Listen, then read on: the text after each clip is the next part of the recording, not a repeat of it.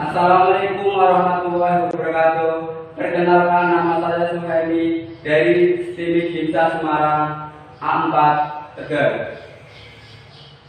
Saya di sini akan mencoba mempresentasikan makalah perilaku organisasi yang bertemakan kekuasaan politik, manajemen stres, budaya organisasi, dan desain dan struktur organisasi. Pertama yaitu pendahuluan. Definisi kekuasaan. Kekuasaan adalah kapasitas atau potensi. Orang dapat memiliki kekuasaan, tetapi tidak dapat memaksakan penggunaannya. Kekuasaan merupakan fungsi dari ketergantungan yang dimana semakin besar ketergantungan seseorang pada orang lain, maka akan semakin besar kekuasaan orang lain terhadap dirinya dalam hubungan itu. Kepemimpinan atau kekuasaan membedakan. Dua konsep kepemimpinan dan kekuasaan memiliki hubungan yang sangat erat. Para pemimpin dapat menggunakan kekuasaan sebagai alat untuk mencapai tujuan kelompok. Pemimpin mencapai sasaran, dan kekuasaan merupakan sarana untuk pencapaian sasaran tertentu. Perbedaan antara kepemimpinan dan kekuasaan kaitannya dengan kompatibilitas sasaran. Kekuasaan tidak menuntut kompatibilitas sasaran, tetapi menurut sekedar ketergantungan. Sedangkan kepemimpinan menurut kongruensi antara sasaran kepemimpinan dan para pengikutnya.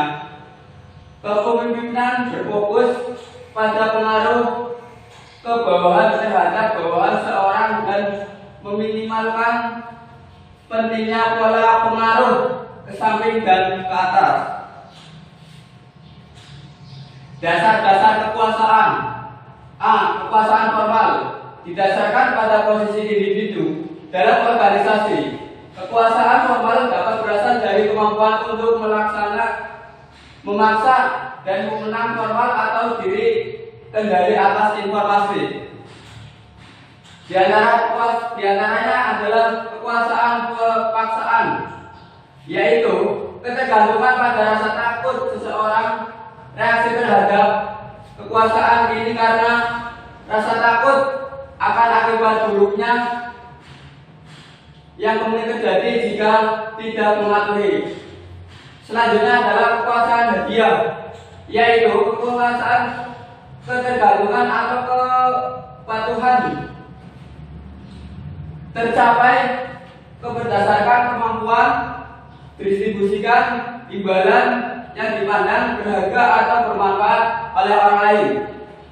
Selanjutnya yaitu kekuasaan hukum, yaitu kekuasaan yang diterima seseorang sebagai hasil dari posisinya dalam hierarki formal organisasi. Selanjutnya kekuasaan informasi, yaitu kekuasaan yang berasal dari akses dan kendali atas informasi. B. Kekuasaan personal, di antaranya yaitu kekuasaan yang berasal dari karakteristik unik setiap individu. Kemudian kekuasaan pakar, yaitu pengaruh yang dimiliki sebagai akibat dari keahlian, keterampilan khusus atau pengetahuan. Kekuasaan rujukan, yaitu pengaruh didasarkan pada identifikasi dengan orang yang mempunyai sumber atau ciri pribadi seseorang. Sedangkan kekuasaan karismatik, yaitu perluasan dari kekuasaan rujukan yang muncul dari kepribadian dan gaya ekspersonal seseorang. Strategi kekuasaan.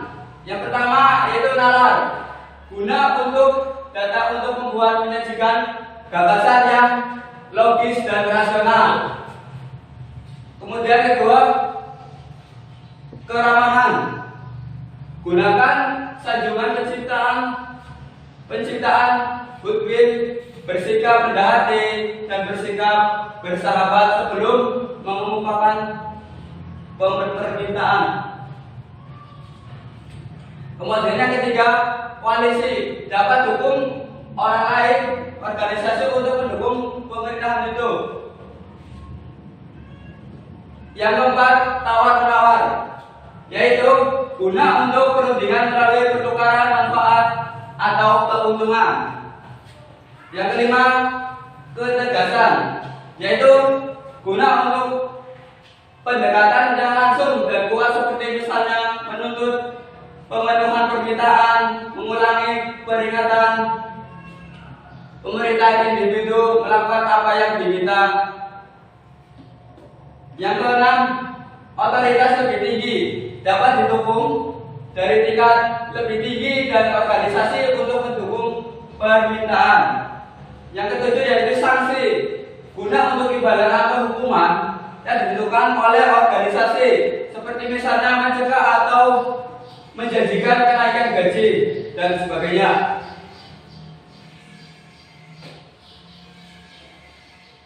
Kemudian politik dalam kekuasaan. Bila orang berkumpul dalam kelompok-kelompok, kekuasaan akan muncul. Orang ingin membangun relung yang dapat mereka gunakan untuk mempengaruhi, memperoleh imbalan, dan memajukan karirnya. Bila karyawan dalam organisasi mengubah kekuasaan mereka menjadi tindakan, tidak mendeskripsikan mereka sedang sibuk berpolitik, mereka dengan keterampilan politik yang baik mempunyai kemampuan menggunakan dasar-dasar kekuasaan mereka yang efektif. Terdapat banyak definisi mengenai politik organisasi, tetapi pada hakikatnya semua berfokus pada penggunaan kekuasaan untuk mempengaruhi pengambilan keputusan dalam organisasi atau perilaku anggota-anggota sanksi dari organisasi untuk tujuan kita.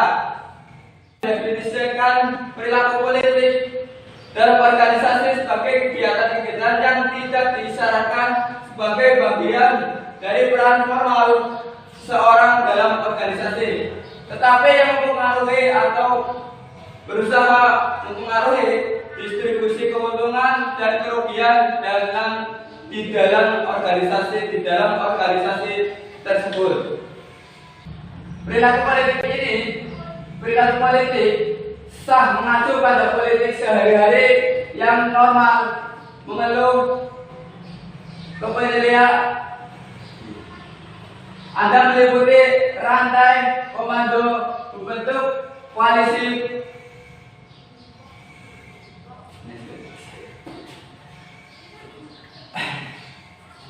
Realitas politik diantaranya yaitu politik merupakan fakta kehidupan dalam organisasi orang yang mengabaikan fakta kehidupan.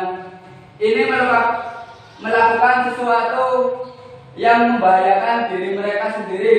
Tetapi mungkin kita tidak tahu mengapa politik itu harus ada. Tidaklah mungkin bahwa organisasi bebas dari politik itu mungkin, tetapi sangat kecil kemungkinannya. Selanjutnya organisasi terdiri dari individu dan kelompok-kelompok dengan nilai sasaran dan kepentingan yang berlainan. Hal itu membentuk potensi konflik mengenai sumber daya, anggaran departemen, alokasi ruangan, tanggung jawab proyek, dan penyesuaian gaji hanyalah beberapa contoh sumber daya yang alokasinya akan tidak disepakati oleh anggota-anggota organisasi. Sedangkan yang ketiga adalah sumber daya di dalam organisasi juga terbatas, yang sering menggunakan konflik potensial menjadi konflik nyata. Jika sumber daya melimpah, semua anggota yang beraneka ragam dalam organisasi itu dapat memenuhi sasaran mereka. Tetapi karena sumber daya itu terbatas, tidak semua kepentingan dapat dipenuhi. Faktor penyumbang perilaku politik. Tidak semua kelompok atau organisasi secara politik sama. Dalam beberapa organisasi, misalnya permainan politik terjadi secara terang-terangan dan merajalela. Dalam organisasi politik, memainkan peran kecil dalam mempengaruhi hasil. Riset dan pengamatan baru-baru ini mengidentifikasi sejumlah faktor yang tampak mendorong perilaku politik. Ada yang merupakan karakteristik individu yang berasal dari ciri-ciri orang yang dipekerjakan oleh organisasi itu, dan yang lain adalah hasil dari budaya atau lingkungan internal organisasi. Kesimpulan, jika kita ingin semua berjalan dalam kelompok atau organisasi, maka kita akan terbantu bila mempunyai kekuasaan. Sebagai manajer yang ingin memaksimalkan kekuasaannya, tentu akan meningkatkan ketergantungan orang lain pada manajer. Sedikit karyawan yang senang bila tidak berkuasa dalam bekerja dalam organisasi, mereka telah ditemukan misalnya bahwa ketika orang-orang dalam organisasi suka asal beda argumen dan temperamental, maka itu mungkin karena mereka berada dalam posisi tidak berkuasa, di mana harapan kinerja yang disyaratkan ke mereka melalui sumber daya dan kemampuan mereka. Kedua, yaitu pengertian stres adalah respon adaptif terhadap situasi eksternal yang menghasilkan penyimpangan fisik, psikologis, dan atau perilaku pada anggota organisasi. Stres bukan hanya masalah kecemasan. Kecemasan hanya berada pada lingkup emosional dan psikologis. Sedangkan stres selain berada pada lingkup emosional dan psikologis, dan juga pada lingkup fisik. Selanjutnya, stres bukan hanya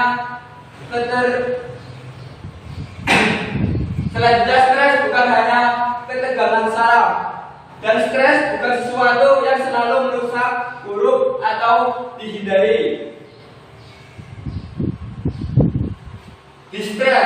Stres yang disebabkan sesuatu yang buruk, seperti sanksi, orang yang dikasihi menderita sakit parah, karir yang terhambat. Selanjutnya, eustress. Stres yang disebabkan oleh sesuatu yang baik seperti promosi jabatan, tanggung jawab, dan meningkat tekanan waktu tugas yang berkualitas. 1. Stresor ekstra organisasi. Stresor di luar organisasi berhubungan dengan efek dan pemasaran negatif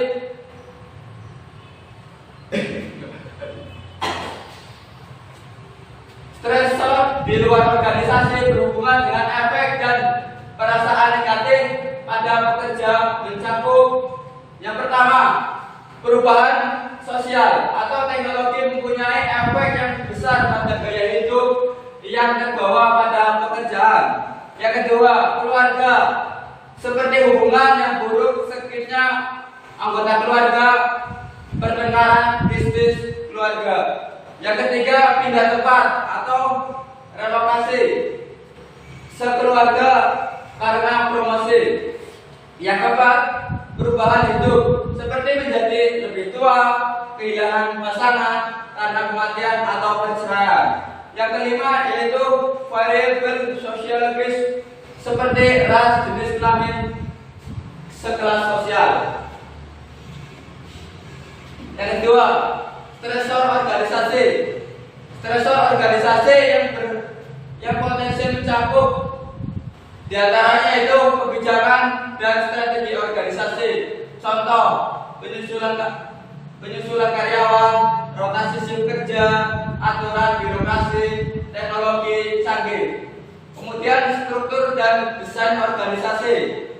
Contoh, sentralisasi dan formalisasi, konflik ini staf, ambiguitas peran, tidak ada kesempatan maju. Dan selanjutnya, proses organisasi. Contoh, pengawasan yang ketat, komunikasi satu arah, sedikit umpan balik, kurangnya partisipasi. Dan selanjutnya kondisi kerja. Contoh area kerja fisik, panas, dingin, bau, tidak aman, dan tidak sehat, penerangan kurang. Yang ketiga, stresor kelompok. Stresor kelompok dikategorikan menjadi beberapa, yaitu yang pertama, kurangnya kohensivitas atau kebersamaan kelompok. Yang kedua, kurangnya dukungan sosial. Dan yang ketiga, jika dukungan sosial kurang pada individu, maka situasi ini akan membuat stres. Stresor individu. Pada level individu, dimensi situasi dan disposisi individu dapat mempengaruhi stres. Di antaranya yaitu ciri kepribadian, selanjutnya persepsi kontrol personal, seperti peran orang mengenai kemampuan mengontrol situasi, dan selanjutnya ketidakberdayaan yang mempelajari. Orang yang menyerahkan pada situasi walaupun sebenarnya ia dapat melawannya. Dan yang terakhir, daya tahan psikologis, daya tahan terhadap provokasi atau tekanan. Komponen stres dalam organisasi, yaitu ada dua jenis, diantaranya stimulasi atau pemicu yang meliputi lingkungan, organisasi, kelompok, dan individu. Respon yaitu meliputi frustasi, kegelisahan, dan keterkenaan. Pengertian organisasi. Beberapa definisi tentang organisasi menurut para ahli. Di antaranya menurut Ernest Dell, organisasi adalah suatu proses perencanaan yang meliputi penyusunan, pengembangan, dan pemeliharaan suatu struktur atau pola hubungan kerja dari orang-orang dalam suatu kerja kelompok. Kemudian definisi umum, kelompok orang yang secara bersama-sama ingin mencapai tujuan. Ciri-ciri organisasi. Lembaga sosial yang terdiri atas kumpulan orang dengan berbagai pola interaksi yang ditetapkan, dikembangkan untuk mencapai tujuan secara sadar, dikoordinasi, dan dengan sengaja disusun. Instrumen sosial yang mempunyai batasan yang secara relatif dan diidentifikasi. Desain organisasi. Yang pertama, rancangan organisasi. Rancangan organisasi adalah sebuah struktur yang dicirikan dengan kadar departementasi yang rendah, rentang kendali yang luas, wewenang yang terpusat pada seorang saja, dan sedikit formalisasi. Rancangan ini dapat ditemukan pada organisasi usaha yang kecil, di mana pemimpinnya juga menjadi pemilik, contohnya pedagang batik, usaha penjahit pakaian, usaha yang formalisasinya sedikit disebut organisasi. Sedang perusahaan yang banyak formalisasi disebut organisasi mekanistik. Yang kedua, struktur birokrasi, yaitu struktur dengan tugas-tugas yang beroperasi secara rutin, dicapai melalui spesialisasi.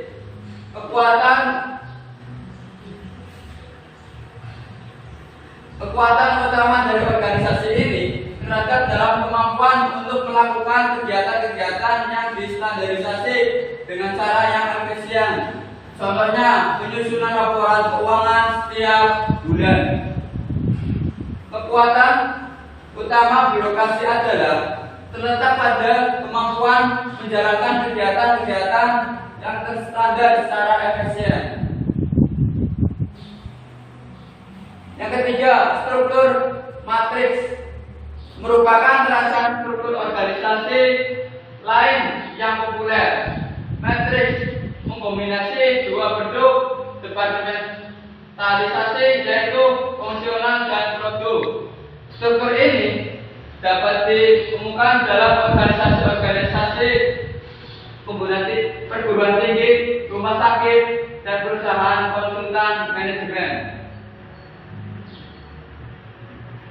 Jenis-jenis organisasi. A. Organisasi mekanistik atau OM. Organisasi yang formalisasi tinggi, ciri-cirinya: 1. Kerja yang berulang-ulang. 2. Pembagian kerja yang ketat. 3. Tingkat keterampilan rendah. 4. Pekerjaan terumuskan dengan jelas dan baik.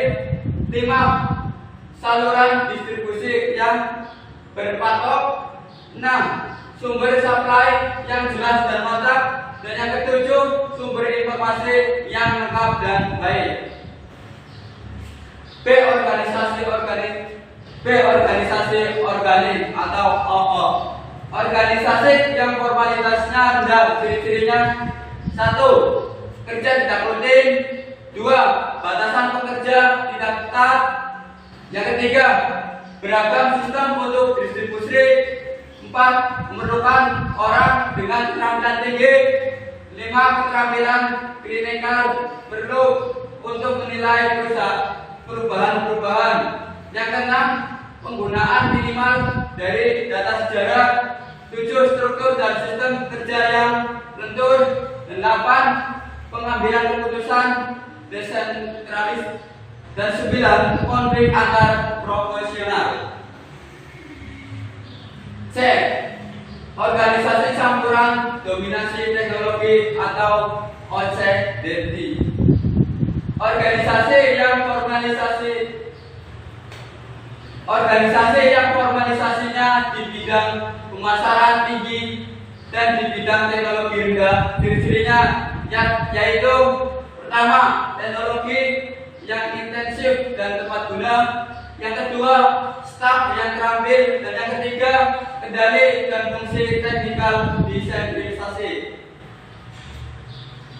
D. Organisasi campuran dominasi pasar atau OCDP. Formalisasi di bidang teknologi tinggi, di bidang pemasaran rendah. Ciri-cirinya yaitu: yang pertama, teknologi dengan jaringan panjang. Yang kedua, saluran distribusi dipengaruhi oleh perubahan. Yang ketiga, lebih menjadi promoters dan data sales. Dan yang keempat, kendali yang disentralisasi dalam fungsi pemasaran. Struktur organisasi merupakan suatu determinan kemampuan fungsi secara efisien dan menyesuaikan terhadap lingkungannya. Aspek utama dalam struktur ini tentang pengendalian dan diferensiasi vertikal, sentralisasi kekuasaan, formalisasi, diferensiasi, landscape, serta tipe diferensiasi. 1. Metode mekanistik. Pada organisasi yang membentuk mekanistik terdapat ciri-ciri, yaitu adanya tingkat formalisasi yang tinggi, tingkat sentralisasi yang tinggi, training atau pengalaman kerja yang sedikit atau tidak terlalu penting, ada span of control yang lebih, serta ada komunikasi yang bersifat vertikal dan tertulis. Selanjutnya, model organisasi organik. Pada organisasi yang berbentuk organik, maka dalam organisasi ini terdapat tingkat formalisasi yang rendah, terdapat tingkat sentralisasi yang rendah, serta diperlukan training yang pengalaman untuk melakukan tugas pekerjaan. Selain itu, terdapat span of control yang sempit, serta adanya komunikasi horizontal dalam organisasi. Faktor-faktor perbedaan struktur organisasi. Yang pertama yaitu strategi. Struktur organisasi adalah salah satu sarana yang digunakan manajemen untuk mencapai kesasaran. Karena sasaran didengungkan dari strategi organisasi, maka logis kalau strategi dan struktur harus tarik erat. Lebih tepat struktur harus mengikuti strategi. Yang kedua adalah ukuran, merupakan besaran suatu organisasi yang terlihat dengan jumlah organisasi dalam organisasi tersebut. Selanjutnya yang ketiga, teknologi organisasi merupakan dasar subsistem produksi, termasuk klinik, teknik, dan cara yang digunakan untuk mengubah input organisasi menjadi output. Kemudian yang keempat, lingkungan. Lingkungan mencakup seluruh elemen di luar lingkup organisasi. Elemen kunci mencakup industri, pemerintah, pelanggan, pemasok, dan komunitas finansial. Cukup sekian dari saya presentasinya, kurang lebihnya mohon maaf sebesar-besarnya. Wassalamualaikum warahmatullahi wabarakatuh.